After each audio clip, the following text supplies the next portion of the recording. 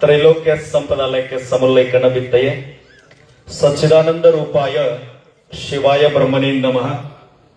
ತ್ರಿಕಾಲವಂದ್ಯರು ಪೂಜ್ಯರು ಆದ ನನ್ನ ಅಂತರಂಗದ ಸದ್ಗುರು ಸುಕ್ಷೇತ್ರ ಇಂಚಿಗೇರಿ ಮಠದ ಸದ್ಗುರುಗಳಾದ ಸದ್ಗುರು ಸಮರ್ಥ ಬಾಬುಸಾಹೇಬ್ ಮಹಾರಾಜರನ್ನ, ಬಾಲ ಬ್ರಹ್ಮಚಾರಿ ಮಾಧವಾನಂದ ಪ್ರಭುಜಿಯವರನ್ನ ಎನ್ನ ಹೃದಯ ಮಂದಿರದಲ್ಲಿ ಧ್ಯಾನಿಸಿಕೊಂಡು ಭಕ್ತಿ ಮುಕ್ತಿಯ ಪುಣ್ಯಕ್ಷೇತ್ರವಾಗಿರತಕ್ಕಂತ ಇಂಡಿ ಪಟ್ಟಣದ ಈ ಪುಣ್ಯಭೂಮಿಯಲ್ಲಿ ಈ ನಾಡು ಕಂಡ ಅಪರೂಪದ ಪರಮ ಪೂಜ್ಯರು, ತಪೋನಿಷ್ಠರು, ಸರಳತೆ ಸಾಕಾರ ಮೂರ್ತಿಗಳು, ಮಾತೃ ಹೃದಯಗಳು, ನನ್ನ ಅಧ್ಯಾತ್ಮದ ಮಾರ್ಗದರ್ಶಕರಾಗಿರ್ತಕ್ಕಂಥ ಪರಮ ಪೂಜ್ಯ ಶ್ರೀ ಷಟಸ್ಥಲ ಬ್ರಹ್ಮನಿಷ್ಠ ಅಭಿನವ ಮುರುಗೇಂದ್ರ ಶಿವಾಚಾರ್ಯ ಶ್ರೀಗಳ ಹುಟ್ಟು ಹಬ್ಬದ ನಿಮಿತ್ತವಾಗಿ ಹಮ್ಮಿಕೊಂಡಿರುವ ಈ ಧರ್ಮ ಸಭೆಯ ದಿವ್ಯ ಸಾನ್ನಿಧ್ಯ ಅನಿಸ್ಕೊಂಡಿರ್ತಕ್ಕಂಥವರು ಅತ್ಯಂತ ಆತ್ಮೀಯ ಪರಮ ಪೂಜ್ಯರಾಗಿರ್ತಕ್ಕಂಥ ಶ್ರೀಮನ್ ನಿರಂಜನ ಪ್ರಣವ ಸ್ವರೂಪಿ ಮುರುಗೇಂದ್ರ ಮಹಾಸ್ವಾಮಿಗಳ ದಿವ್ಯಚರಣಕ್ಕೆ ನತಮಸ್ತಕನಾಗಿ, ಅದೇ ರೀತಿಯಾಗಿ ಸರಳತೆಯ ಸಂತರು, ಸಂಚಾರಿ ಸಂತರಿಂದ ಹೆಸರುವಾಸಿಯಾಗಿರ್ತಕ್ಕಂಥ ಬಾಬುರಾವ್ ಮಹಾರಾಜರ ದಿವ್ಯಚರಣ ಕೂಡ ನತಮಸ್ತಕನಾಗಿ,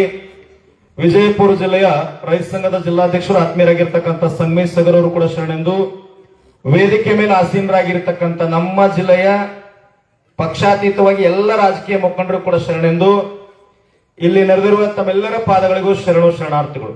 ಬಂಧುಗಳೇ, ಕಾಶಿ ರಾಮೇಶ್ವರ ಯಾಕ ಬೇಕು ನಿನಗ, ತಂದೆ ತಾಯಿ ಸದ್ಗುರುವಿನ ಮುಂದ ಇರೋದೆಲ್ಲ ಆನಂದ ಇಲ್ಲೇ ಐತಿ, ಮುರುಗೇಂದ್ರ ಶಿವಾಚಾರ್ಯ ದಿವ್ಯ ಚರಣದೊಳಗೈತಿ ಅಂದ ನಮ್ಮ ಶ್ರೀ ಮಾಧವ. ಜ್ಞಾನಿಗಳ ಆಟ ಈ ಜಗತ್ತಿನೊಳಗೆ ಯಾರಿಗೂ ತಿಳಿದಿಲ್ಲ ಅಂತ ಹೇಳುತ್ತಾರೆ. ಉಚಿತ ಪ್ರಸಾದ ನಿಲಯ ಅಂತ ಹೇಳಿದ್ರು. ಒಬ್ಬ ಜ್ಞಾನಿ ಮೇನದ ಬತ್ತಿಯಂಗ ತನ್ನನ್ನ ತಾನು ಸುಟ್ಟುಕೊಂಡು ಸಮಾಜಕ್ಕೆ ಬೆಳಕನ್ನ, ಜ್ಞಾನವನ್ನ, ದಾಸೋಹವನ್ನ ನೀಡುತ್ತಿರ್ತಾರ. ಅಭಿನವ ಶ್ರೀಗಳ ಕಾರ್ಯ ಹೆಂಗದಂದ್ರೆ ಒಂದು ಘಟನೆ ನೆನಪು ಮಾಡ್ಕೊಳ್ತೀನಿ. ಸಿರಸಂಗಿ ಲಿಂಗರಾಜರಂತಾಗಿ ಹೋದ್ರು. ಬಹಳ ದೊಡ್ಡ ಜಮೀನ್ದಾರು. ಮಾವಿನ ಗಿಡದ ಕೆಳಗೆ ಮಧ್ಯಾಹ್ನದ ಸಮಯ ಮಲ್ಕೊಂಡಿರ್ತಾರ. 10-11 ವರ್ಷದ ಹುಡುಗ ಮಾವಿನ ಗಿಡಕ್ಕ ಹಣ್ಣಿಗಾಗಿ ಕಲ್ಲು ಒಗಿತಿರ್ತಾನ. 4-5 ಕಲ್ಲು ಒಗದಾಗ ಒಂದು ಕಲ್ಲು ಏನಾಗ್ತದ ಅಂದ್ರ ಗಿಡಕ್ಕೆ ಬಡದು ಸಿರಸಂಗಿ ಲಿಂಗರಾಜರು ಏನು ಮಲ್ಕೊಂಡಿರ್ತಾರೆ ಗಿಡದ ಹಸರಿಗೆ ಅವರ ಹನಿಗೆ ಬಡದು ರಕ್ತ ಚಿಮಲಿಕ್ಕತ್ತ. ಅವಾಗ ಆಳ ಮನುಷ್ಯರೆಲ್ಲ ಬಂದು ಆ ಹುಡುಗನ ಹಿಡ್ಕೊಂಡು ಹೊಡಿಬೇಕು ಅನ್ನೋದ್ರೊಳಗೆ ಸಿರಸಂಗಿ ಲಿಂಗರಾಜರಂತಾರ, ಹೊಡಿಬೇಡ್ರಿಯಪ್ಪ, ಹುಡುಗನ ತಂದೆ ತಾಯಿನ ಕರೆಸ್ರಿ ಅಂತ ಹೇಳಿದ್ರು. ಅವಾಗ ತಂದೆ ತಾಯಿಯನ್ನು ಕರೆಸ್ರಂದಾಗ, ತಂದೆ ಇಲ್ರಿಪ್ಪ, ಮಗುವಿಗೆ ತಾಯಿ ಅದಲ್ಲ, ತಾಯಿನ ಕರೆಸ್ತೀವ್ರಿ, ನಿಮ್ ಹೊಲದೊಳಗ ಕೂಲಿ ಮಾಡ್ತಾಳ್ರಿ ತಾಯಿ ಅಂತ ಕರೆದು ನಿಲ್ಲಿಸ್ತಾರ. ಅವಾಗ ಸಿರಸಂಗಿ ಲಿಂಗರಾಜರಂತಾರ, ಆ ಮಗುನ ಹೊಡಿಬೇಡ್ರಿ ಅಂತಂದ್ರು. ಯಾಕಂದಾಗ ಮಾತನಾಡದೆ ಇರತಕ್ಕಂತ ಮರ ಕಲ್ಲು ಹೋಗದ್ರ ಸಿಹಿಯಾದ ಮರ ಹಣ್ಣನ್ನ ಕೊಡುತ್ತದ. ಅರಿತವರು, ತಿಳಿದವರು, ಬಲ್ಲವರು, ಜ್ಞಾನಿಗಳು, ನುಡಿತವರಾಗಿರ್ತಕ್ಕಂತ 84 ಲಕ್ಷ ಜೀವಿಗಳಿಗೆ ಸುತ್ತ ಹಾಕಿ ಮಾನವ ಜನಕ್ಕೆ ಬಂದಿರತಕ್ಕಂತ ತಿಳಿದಿರ್ತಕ್ಕಂತ ಅಂಶ ಜನ್ಮ ನಮ್ಮದದ. ಮತ್ತ ಮಗು ಮರಕ್ ಹೋಗದ ಕಲ್ಲ ನನಗ ಸಿಡದ ರಕ್ತ ಬಂದದ, ನಾನೇನ್ರ ಕೊಡ್ಬೇಕಲ್ಲಪ್ಪ, ಈ 4 ಎಕರೆ ಮಲ್ಕೊಂಡಿರ್ತಕ್ಕಂತ ಮಾವಿನ ಗಿಡ ಜಾಗ ಐತಲ್ಲ, ಆ ಮಗುವಿನ ಹೆಸರಲ್ಲೇ ಬರೆದು ಬಿಡ್ರಿ ಅಂತ ಹೇಳಿದ್ರು. ಈ ಮಾತು ಈ ಸಂದರ್ಭದೊಳಗೆ ಯಾಕೆ ನೆನಪು ಮಾಡ್ಕೊನಿ ಅಂತಂದ್ರ, ಉಚಿತ ಪ್ರಸಾದ ನಿಲಯ.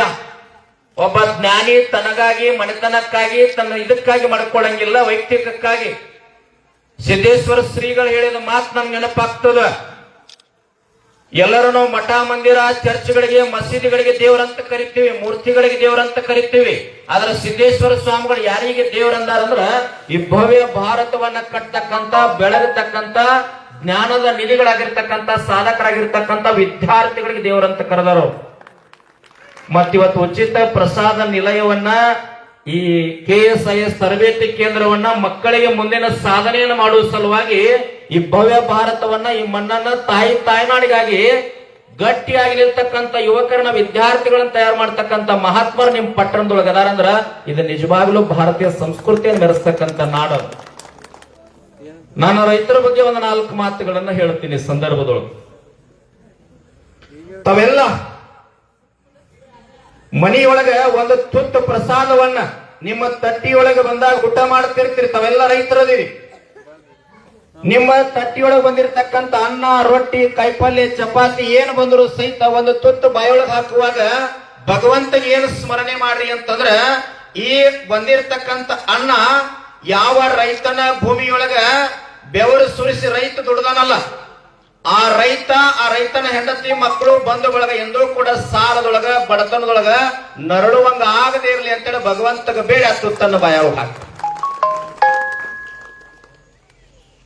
ಏನಾಗ್ಲಿಕ್ಕತ್ತದ? ನಾವು ಹಳ್ಳಿ ಒಳಗೆ ಬಂದಾಗ ನಾವು ರೈತರಂದ್ರ ಅಸಡ್ಡೆಯಿಂದ ನೋಡ್ಲಿಕ್ಕತ್ತೀವಿ. ಇವತ್ತು ತಾವು ಮನಿಯೊಳಗ 4 ಜನ ಮಕ್ಕಳು ಇರ್ತವು. ಯಾರೋ ಮಹಾತ್ಮರು ರಾಜಕೀಯ ಮುಖಂಡರ ಮನೆಗೆ ಬಂದಾಗ ಏನು ಪರಿಚಯ ಮಾಡಿಸ್ತೀವಿ ನಾವು? ಒಬ್ಬ ಡಾಕ್ಟರ್ ಅದಾನ್ರಿ, ಇನ್ನೊಬ್ಬ ಇಂಜಿನಿಯರ್ ಅದಾನ, ಇನ್ನೊಬ್ಬ ಪೊಲೀಸ್ ಅದಾನ್ರಿ, ಹೊಲದಾಗ ಕೆಲಸ ಮಾಡುವಂತವ್ ಅದಾನ ಬಿಡ್ರಿ ಅಂತೀವಿ. ಇನ್ನು ಮ್ಯಾಗ ಹಂಗನ್ನ ಬೇಡ್ರಿ.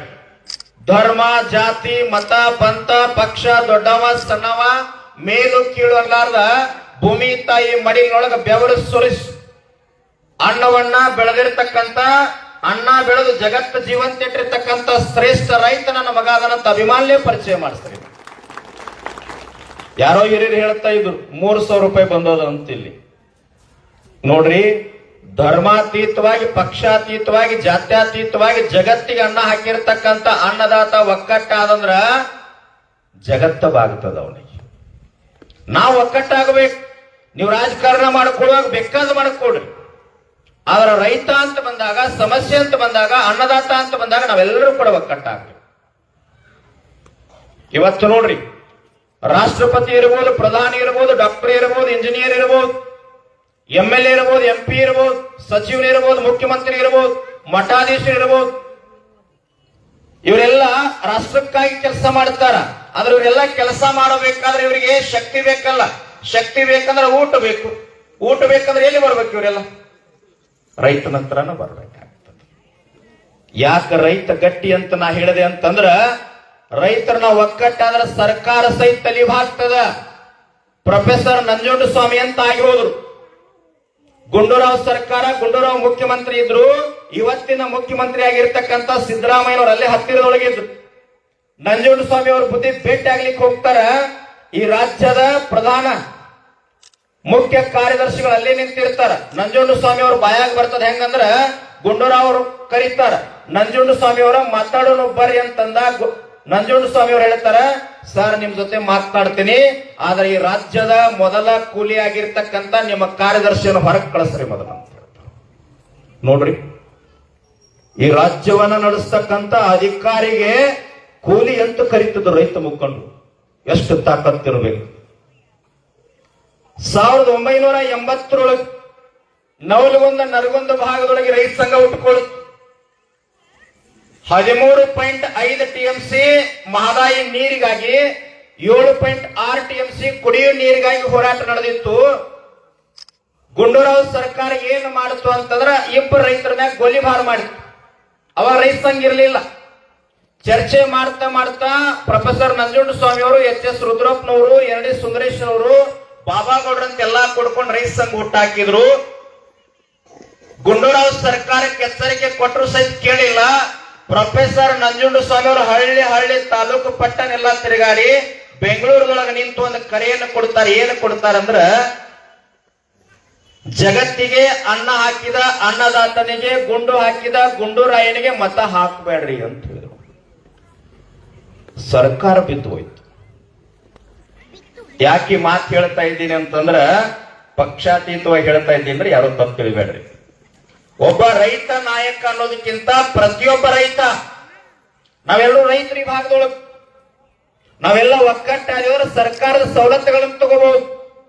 ಇಂಥ ಮಠಮಾನ್ಯಗಳ ದಾಸೋಹ ಸೇವೆಗೆ, ಜ್ಞಾನ ದಾಸೋಹಕ್ಕ, ಉಚಿತ ಪ್ರಸಾದಕ್ಕ, ಹಾಸ್ಟೆಲಕ್ಕ ನಾವೆಲ್ಲ ರೈತರು ಬೆಳೆದಂತ ಕಾಳ ಕಡೆಗಳನ್ನ ಸೇವಾ ಮಾಡಬಹುದು. ಸರ್ಕಾರ ತಂದದ, ತಮಗೆಲ್ಲ ಲಕ್ಷ್ಯಕ್ಕಿರಬೇಕು ಜಾತಿ ಸಮೀಕರಣ ಅಂತ ಹೇಳಿ ಬುದ್ಧಿ. ನಾನು ಸರ್ಕಾರಕ್ಕೆ ವಿನಂತಿ ಮಾಡಿಕೊಳ್ತೀನಿ, ನಮ್ಮಲ್ಲಿ ಈ ಭಾರತ ಮಾತೆ ಮಡಿಲಿನೊಳಗೆ 2 ಜಾತಿ ಅದಾವ. ಯಾರೋ ಕೇಳಿದ್ರಂತ, 2 ಅಂದ್ರೆ ಗಂಡು ಹೆಣ್ಣಲ್ಲೇನ್ರಿ ಅಂತಂದಾಗ ಅದು ಅಲ್ಲಂದ್ರು. ಇಂಥ ಮಹಾತ್ಮರು ಹೇಳಿದ್ರು. ಮತ್ ಯಾವ್ರಿ ಅಂತಂದಾಗ, ದುಡಿಯುವಂತವ್ರದ್ದು ಒಂದು ಜಾತಿ ಆದ್ರೆ, ದುಡ್ದಂತವ್ರದ್ದು ಕುಂತ ತಿನ್ನೋರ್ದು ಒಂದು ಜಾತಿ ಅಂತ ಹೇಳಿ. ಸರಿ ಐತಿಲ್ರಿ? ಜಗತ್ತಿಗೆ ಅನ್ನ ಹಾಕಿದಂತ ಕುಲ, ಅಲ್ಲಿ ಧರ್ಮ ಇಲ್ಲ, ಜಾತಿ ಇಲ್ಲ, ಏನಿಲ್ಲ. ಬೆವರು ಸುರಿಸಿ ದುಡಿದು ಎಲ್ಲರೂ ಆನಂದ ಇರಬೇಕಂತ ಹೇಳಿ ಮಾಡಿರ್ತಕ್ಕಂಥ ಒಂದು ಕುಲ ಅಂದ್ರೆ ರೈತ ಕುಲ. ಏನು ಸಮೀಕರಣ ಮಾಡ್ಬೇಕ್ರಿ ಇಂದಿನ ದಿನಮಾನದೊಳಗ? ಯಾಕೆ ರೈತ ಸಾಲ ಮಾಡಿ ಆತ್ಮಹತ್ಯೆ ಮಾಡ್ಕೊಳಕತ್ತ ಸಮೀಕರಣ ಮಾಡ್ಬೇಕು. ಈ ನಾಡಿನೊಳಗೆ ಯಾಕೆ ಅನಾಥಾಶ್ರಮಗಳು ವೃದ್ಧಾಶ್ರಮಗಳು ಹೆಚ್ಚಾಗ್ಲಿಕ್ಕತ್ತ ಒಂದು ಸಮೀಕರಣ ಮಾಡ್ಬೇಕು. ಯುವಕರು ಮನೆ ಧಾರವಾಡದೊಳಗೆ 1,00,000 ವಿದ್ಯಾರ್ಥಿಗಳ ನೌಕರಿ ಕರೀರಿ ಅಂತ ರೋಡ್ ಮ್ಯಾಗ ಬಂದು ಕಲಿಯುವ ವಿದ್ಯಾರ್ಥಿಗಳು ಹೋರಾಟ ಮಾಡಿದ್ರು. ಉದ್ಯೋಗ ಸೃಷ್ಟಿಯಾಗಬೇಕು. ಇನ್ನೊಂದು ಮಾಡ್ರಿ, ಬಹಳ ಜನ ಇಲ್ಲಿ ನೌಕರಸ್ಥರು ಶಿಕ್ಷಕರದಿರಿ, 62 ವರ್ಷ ಆದ ನಂತರ ರಿಟೈರ್ಡ್ ಆಗಿ ಅವರೆಲ್ಲ ಬುದ್ಧಿ ಪೇಮೆಂಟ್ ಬರ್ತದ, ನಿವೃತ್ತಿ ವೇತನ. ಮತ್ತ ಜಗತ್ತಿಗೆ ಅನ್ನ ಹಾಕಿರ್ತಕ್ಕಂತ ನಾವೆಲ್ಲ ರೈತರು, ನಮಗೂ 60 ವರ್ಷ ಆಗ್ತದ, ವಯೋವೃದ್ಧರು ಆಗ್ತೀವಿ, ಕೈಕಾಲು ಹೋಗ್ತಾವ. ಅದಕ್ಕೆ ನಾವು ಮೊನ್ನೆ ಅಧಿವೇಶನದೊಳಗೆ ಸಿದ್ದರಾಮಯ್ಯನವ್ರಿಗೆ ಒಂದು ಮನವಿ ಕೊಟ್ಟಿವಿ. ಬುದ್ಧಿ ಏನ್ ಕೊಟ್ಟಿವಿ ಅಂದ್ರ 60 ವರ್ಷ ಆಗಿರ್ತಕ್ಕಂತ ಗಂಡ ಹೆಂಡತಿ ಇರ್ತಕ್ಕಂತ ರೈತ ಕುಟುಂಬಕ್ಕೆ ಒಂದು ತಿಂಗಳಿಗೆ 10,000 ರೂಪಾಯಿ ಪೆನ್ಷನ್ ಕೊಡ್ಬೇಕಂತ ಬೇಡಿಕೆ ಇಟ್ಟಿವಿ ನಾವು. ಮತ್ತ ವಯಸ್ಸಾಗನ ನಮಗೂ ಆರೈಕೆ ಬೇಕಲ್ರಿ ಬುದ್ಧಿ ಮನೆಯೊಳಗೆ. ಅದಕ್ಕೆ ಸಿದ್ದೇಶ್ವರ ಸ್ವಾಮಿಗಳು ಅಮೆರಿಕಕ್ಕೆ ಹೋಗಿ ಭಾರತಕ್ಕೆ ಬರುವಾಗ ಯಾರೋ ಕೇಳಿದ್ರ, ಬುದ್ಧಿ ಇಷ್ಟೆಲ್ಲಾ ದೇಶಗಳಿಗೆ ಅಡ್ಡಾಡಿರಿ, ಪ್ರವಚನ ಮಾಡಿರಿ, ಜ್ಞಾನ ಬಿತ್ತನೆ ಮಾಡಿರಿ, ನೀವ್ ಯಾರಿಗೆ ಗೌರವ ಕೊಡ್ತೀರಿ ಅಂದಾಗ ಅವ್ರು ಹೇಳಿದ್ರು, ಮಣ್ಣಿನೊಳಗ ಚಿನ್ನದಂತ ಬೆಳೆಯನ್ನ ಬೆಳೆದ ಜಗತ್ತನ್ನ ಜೀವಂತ ಇಟ್ಟಿರ್ತಕ್ಕಂತ ಶ್ರೇಷ್ಠ ರೈತದನಪ್ಪ, ನಾ ಗೌರವ ಕೊಡೋದಾದ್ರೆ ಮೊದಲು ರೈತಕ್ಕೆ ಗೌರವ ಕೊಡ್ತೀನಿ ಅಂತ ಹೇಳ್ತಿದ್ರು. ಹೇಳಿದ್ವಿ ಹೇಗಿರ್ಬೇಕು ಅಂತೇಳಿ. ನಾನು ಅಪೂರ್ವ ಪಾದಕ್ಕೆ ಬಿದ್ದು ವಿನಂತಿ ಮಾಡಿಕೊಡುತ್ತೀನಿ. ನೀವೇನು ಇದೇನು ಜ್ಞಾನ ದಾಸೋಹ ಉಚಿತ ಮಾಡ್ತಾ ಇದ್ದೀರಲ್ಲ, ತಮ್ಮ ಪಾದಕ್ಕೆ ಬಿದ್ದು ವಿನಂತಿ ಮಾಡಿಕೊಡುತ್ತೀನಿ. Doctor B.R. ಅಂಬೇಡ್ಕರ್ ಹಿಂಗಿದ್ರು, ಸ್ವಾಮಿ ವಿವೇಕಾನಂದ್ರ ಹಿಂಗಿದ್ರು, ಸಂಗೊಳ್ಳಿ ರಾಯಣ್ಣ ಹಿಂಗಿದ್ದ, ಚೆನ್ನಮ್ಮ ಹಿಂಗಿದ್ರು, ಬಸವಣ್ಣ ಹಿಂಗಿದ್ದ, ಸಿದ್ದೇಶ್ವರ ಸ್ವಾಮಿಗಳು ಹಿಂಗಿದ್ರು. ಈ ಇತಿಹಾಸವನ್ನು ಹೇಳೋದು ಬೇಡ. ಇನ್ನು ಮ್ಯಾಗ ನಮ್ಮ ಮಕ್ಕಳು ಅವರವಂಗ ಬೆಳಿಬೇಕು. ಬರೀ ನಾವು 50 ವರ್ಷದ ಬರೀ ಇತಿಹಾಸವನ್ನ ಹೇಳ್ತಾ ಇದ್ದೀವಿ. ಯಾಕಂದ್ರೆ ತರುವಾಯ ನಮ್ಮಲ್ಲಿ ಸಂಗೊಳ್ಳಿ ರಾಯಣ್ಣ ತಯಾರಾಗ್ತಾ ಇಲ್ಲ, ಡಾಕ್ಟರ್ B.R. ಅಂಬೇಡ್ಕರ್ ತಯಾರಾಗ್ತಾ ಇಲ್ಲ, ಬಸವಣ್ಣವ್ರಂಗೆ ಯಾಕೆ ತಯಾರಾಗ್ತಾ ಇಲ್ಲ, ಸ್ವಾಮಿ ವಿವೇಕಾನಂದರಂಗೆ ಯಾಕೆ ತಯಾರಾಗ್ತಾ ಇಲ್ಲ? ನಮ್ಮಲ್ಲಿ ಗಟ್ಟಿತನ ಬರ್ಲಿಕ್ಕೆ ಸಾಧ್ಯ ಆಗ್ತಾ ಇಲ್ಲ.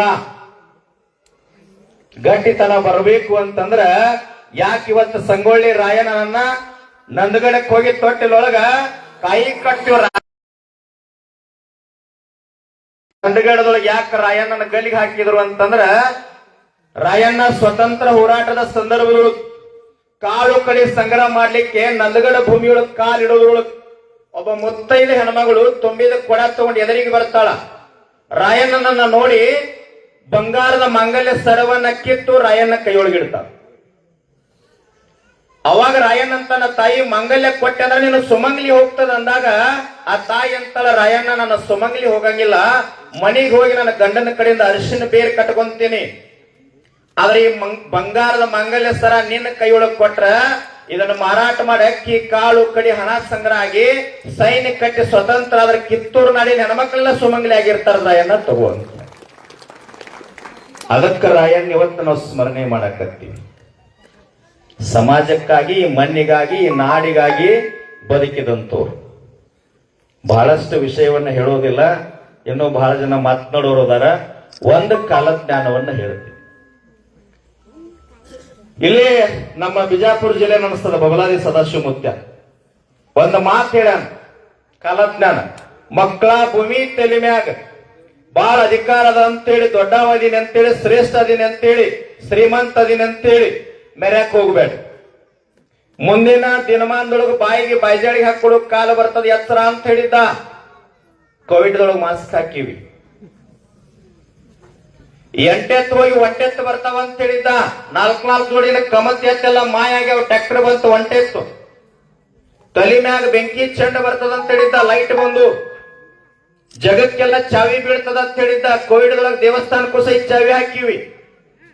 ಇನ್ನೊಂದು ಕಾಲದ ಹೇಳ್ತಾನ, ಬಿದ್ದೀವು ಅಂತಿರೋ ಮಕ್ಕಳಿರ, ಭೂಮಿ ಎದ್ದೆದ್ದು ಬಡದಿತ್ತು ಮಕ್ಕಳಿರ, ಹದ್ದುಕ್ಕಾಗಿ ಹಡ್ಕೊಂಡು ತಿನ್ನುವ ದಿನಮಾನಗಳು ಬರ್ತವ ಬಲು ಎತ್ತರ, ರೊಕ್ಕದ ಗಡಿಗೆ ಹೊತ್ತೊಯ್ಯುವಾಗ ಬಿಗಿ ಬಿಗಿ ಎತ್ತಿರೋ ಮಕ್ಕಳಿರ ಅಂತ ಹೇಳ್ತದ.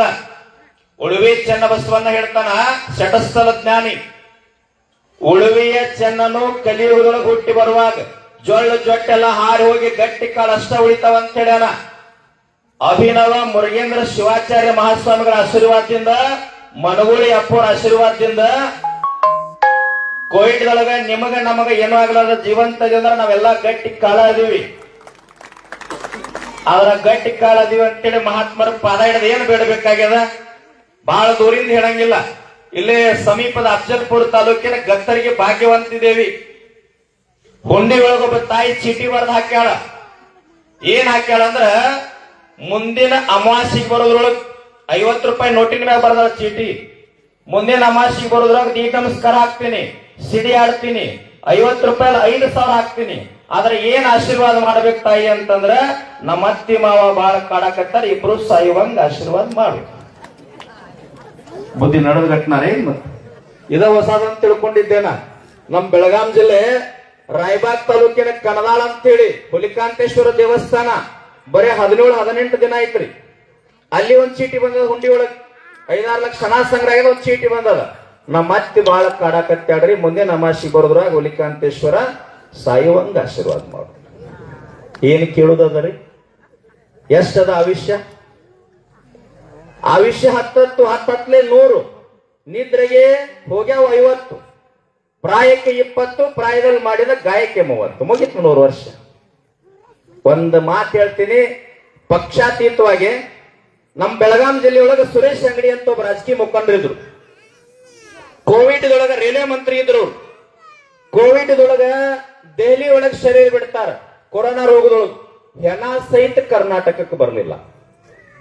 ನೀವು ಟಿವಿಯಾಗ ನೋಡಿರಿ, ಕಟ್ಟಿಗೆಗೆ ಹೆಣ ಕಟ್ಟಿದ್ರು, ಮಣ್ಣು ಮಾಡುವಾಗ 2 ಕಾಲು ಬಿಚ್ಕೊಂತವ್ರ ಬುದ್ಧಿ, ಯಾರೂ ಮುಟ್ಲಿಲ್ಲ, ಕಟ್ಟಿಗೆಲೆತ್ತಿ ಉದಾರ.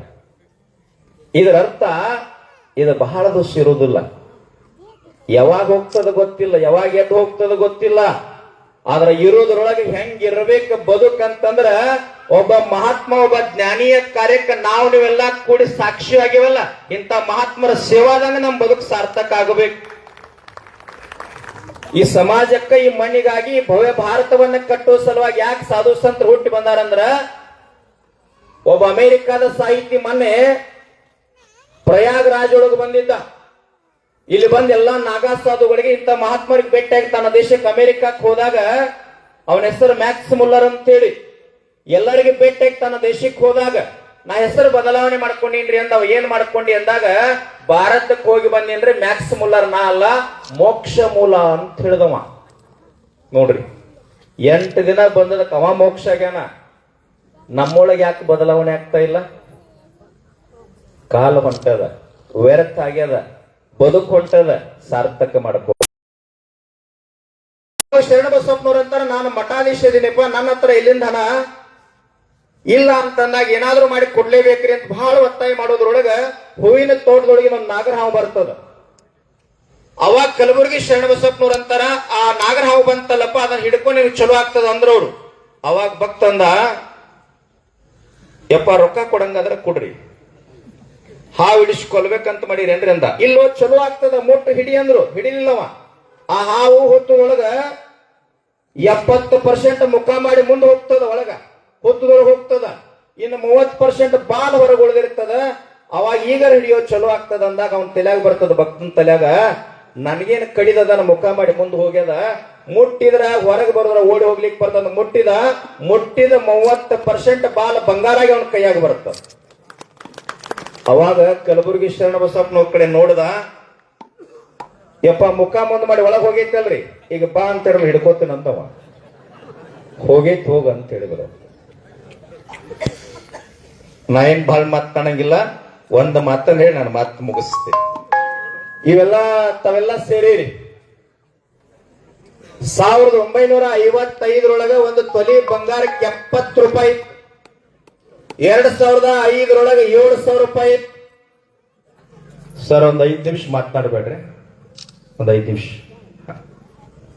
2005 7,000 ರೂಪಾಯಿ, 2026 ಬಂದದಲ್ಲ, ಎಷ್ಟಾಗ್ಯದ್ರಿ? 1,60,000 ದಿನಕ್ಕೆ ಏರ್ಲಿಕ್ಕಂತ. ರೈತ ಬೆಳೆದಂತ ಬೆಳೆಗಳಿಗೆ 1 ರೂಪಾಯಿ ಕಿಮ್ಮತ್ ಮಾಡ್ಕೊಳಿಕ್ ಆಗ್ತಾ ಇಲ್ಲ. ನಮ್ಮ ಕರ್ನಾಟಕದೊಳಗೆ ಒಂದು ಸಾಮಾನ್ಯ ಬಾಟ್ಲಿಗೆ 10 ರೂಪಾಯಿ ರೇಟ್ ಅದ. ನಾವು ಬೆಳೆದಂತ ಬೆಳೆಗಳಿಗೆ ರೇಟ್ ಫಿಕ್ಸ್ ಮಾಡ್ಕೊಳಿಕ್ ಆಗ್ತಾ ಇಲ್ಲ. ಶರೀರದ ಬಾಟ್ಲಿಗೆ ರೇಟ್ ಅದ, ಕಟಿ ಪೆಟ್ಟಿಗೆ ರೇಟ್ ಅದ, ನೀರ್ ಬಾಟ್ಲಿಗೆ ರೇಟ್ ಅದ, ಕಾಲೊಳಗೆ ಹಾಕೊಳ್ತಕ್ಕಂತ ಪಾದರಕ್ಷೆಗೆ ರೇಟ್ ಅದ. ಅನ್ನ ಇಲ್ಲದೆ ಇದ್ದರೆ ನಡೆಯುದಿಲ್ಲ. ಬೆಳೆದಿರ್ತಕ್ಕಂಥ ಅನ್ನದಾತ ಬೀದಿಯೊಳಗೆ ಕುಂಡ್ಲಿಕ್ಕತ್ತೀವಿ. ಆದ್ರೆ ನಮ್ಮ ಬೆಳೆಗಳಿಗೆ ನಾವ್ ಯಾಕೆ ರೇಟ್ ಫಿಕ್ಸ್ ಮಾಡ್ಕೊಳ್ಳಿಕ್ ಸಾಧ್ಯ ಆಗ್ತಾ ಇಲ್ಲ? ಸ್ವಲ್ಪ ವಿಚಾರ ಮಾಡಿ. India is not a piece of world ಅಂತ ಹೇಳ್ಯಾರ. ಇದು ಅಧ್ಯಾತ್ಮದ ತವರು ಮಣಿಯದ. ಗುರ್ಲಾಪುರ್ ಹೋರಾಟವನ್ನ ತಾವೆಲ್ಲ ನೆನಪು ಮಾಡ್ಕೊಂಡು ನಾನು ಇವತ್ತಿ ಕಾರ್ಯಕ್ರಮಕ್ಕೆ 2 ವಿಚಾರಕ್ಕೆ ಬಂದೀನಿ. ಯಾಕೆ ಬಂದೀನಿ ಅಂತಂದ್ರ ಅಪ್ಪೋರ್ ಹುಟ್ಟುಹಬ್ಬಕ್ಕೆ ಶುಭಾಶಯವನ್ನ ಕೋರಿ ಅವ್ರ ಪಾದಕ್ಕೆ ಹಣಿ ಹಚ್ಚಿ ದರ್ಶನ ತಗೊಳಿಕ್ಕೆ ಮೊದಲನೇದಾಗಿ ಬಂದೀನಿ.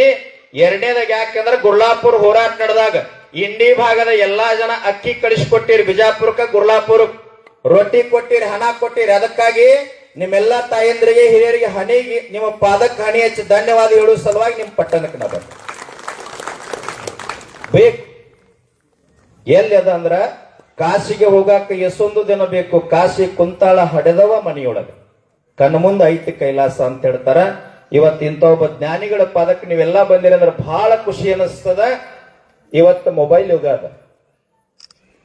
ಸಣ್ಣ ಹುಡುಗನಿಂದ ಮುಪ್ಪಾವಸ್ಥೆ ಮುದುಕನ ತನ ಮೊಬೈಲ್ ಇಲ್ಲ ಅಂದ್ರೆ ಅಡಂಗಿಲ್ಲ, ಬಳಕೆ ಆಗ್ಲಿ. ಆದ್ರ ಮೊಬೈಲ್ ಭಾಷೆಯೊಳಗ ಮೊಬೈಲ್ ಸಂಸ್ಕೃತಿಯನ್ನ ಬದುಕು ಮಾಡ್ಕೋಬಾರ್ದು. ಒಂದು ಸಣ್ಣ ನಡೆದ ಘಟನೆಯನ್ನು ಹೇಳ್ತೀನಿ. ಹಾಸನ ಜಿಲ್ಲೆ ಅರಸೀಕೆರೆ ಒಂದು ಕಾರ್ಯಕ್ರಮಕ್ಕೆ ಹೋಗಿದ್ದೆ ಮಹಾರಾಜ್ರ. ನಮ್ಮ ಭಕ್ತ ಸೋಮ ಅಂತ ಹೇಳಿ ಅವ ಏನ್ ಮಾತಾಡಿದ್ರು ಮೊಬೈಲ್ ಭಾಷೆಯೊಳಗ ಮೊಬೈಲ್ ಸಂಸ್ಕೃತಿ ಒಳಗೆ ಮಾತಾಡ್ತಾ ಇದ್ದ. ಕಾರ್ಯಕ್ರಮ ಮುಕ್ತಾಯ ಆಯ್ತು. ಗುರುಜಿ ಮನೆಗೆ ಹೋಗೊಂಡೆ ಅಂದ. ನಡೀಪ ಅಂದೆ. ಬಹಳ ದೊಡ್ಡ ಮನಿ ಅದು. ಮನಿ ಮುಂದೆ 2 ಮಕ್ಕಳು ಆಡ್ತಾ ಇದ್ದು. ಸೋಮ ಇವ್ ಯಾರ ಮಕ್ಕಳು ಅಂದೆ. ಯಪ್ಪ ನನ್ನ ಮಕ್ಕಳ್ರಿ ಅಂದ. ಏನ್ ಇಟ್ಟಿವ ಹೆಸರಂದೇನ? ಒಂದ್ ಏರ್ಟೆಲ್ ಕುಮಾರ್ ಇಟ್ಟಿನ್ರಿ, ಇನ್ನೊಂದು ಜಿಯೋ ಜಗನ್ನಾಥ್ ಇಟ್ಟಿನ್ರಿ ಅಂದವ್. ನನಗೇನ್ ಅನಿಸ್ಲಿಲ್ಲ. ಮನಿ ಒಳಗೊಂದು ಸೋಫಾ ಸೆಟ್ ಮ್ಯಾಗ ಕುಂತೆ.